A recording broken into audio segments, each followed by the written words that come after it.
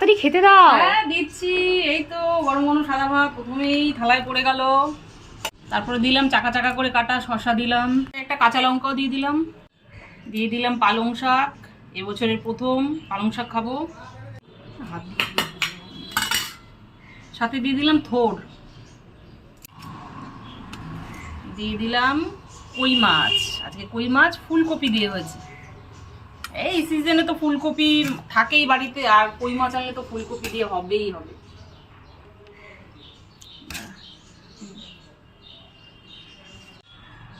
তারপরে দিয়ে দিলাম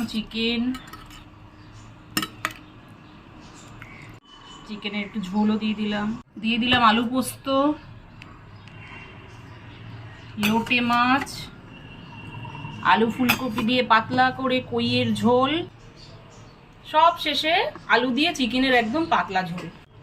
নাও আজকে সোমবারের একদম জবরদস্ত ফাটাফাটি মেনু। এখানে তুমি 2 রকমের মাছ পাবে, আর সাথে তো চিকেন পেয়েই যাচ্ছ। নাও তাড়াতাড়ি শুরু করো।